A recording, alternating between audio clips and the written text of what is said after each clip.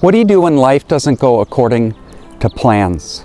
You know, you have this plan and then life throws a curveball your way. When I think of this, I think of a story about a young man from China who had this horse, and the horse ran away. And all the neighbors came to him and said, "I am so sorry, that is horrible." But his father had a different take. His father said, "What makes you sure this isn't a blessing?" Well, a few months later, the horse came back, and behind it was this stallion. And all the neighbors got together and they're like, "This is such a blessing, congratulations."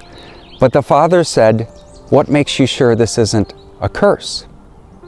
Well, a few days later, the boy was out riding on the stallion and it bucked him off and he broke his hip.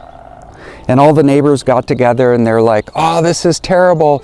This is such a curse." But his father said, "What makes you sure this isn't a blessing?"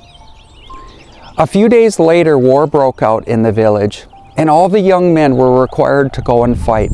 And 9 out of 10 of them died in war. But not this young man. Because of his broken hip, he wasn't required to go, and he lived. Now, from that story, I just want to share with you 3 lessons. Number 1, perspective matters. You know, something that seems bad in the moment, God can use for good in the long term. And that's why I think it's so important to just remember that the Bible says we know in part. We don't know the big picture. And that's why we need to trust God. You know, in Romans 8:28 it says, "And we know that in all things God works together for the good of those who love Him and are called according to His purpose." Now that verse does not say that all things are good. They're not. But that God can bring good out of all things. Now the next thing that I learned is that we're to trust God no matter what. You know, the Bible says, "Trust in the Lord with all your heart. Lean not on your own understanding. In all your ways acknowledge Him, knowing He will make your path straight." Now notice it says we're not to lean on our own understanding. Why? As I said earlier, we know in part. God doesn't say, "Hey, you're going to understand everything." But what He does say is, "Trust me." In fact, Deuteronomy 29:29 says, "The secret things belong to the Lord. The revealed things belong to us and our children forever." So there's secret things that only God knows. And then there are revealed things that God reveals in His Word that we can know. Hey, if you're getting value from this video, would you consider liking and subscribing? Now, the final thing that I learned from this story is to avoid hasty judgment. All of us have probably had this experience of going through something that at the time seemed horrible, but then God used it for a greater glory later on. You know, in my own life, back in 2002, I went through a severe dark depression.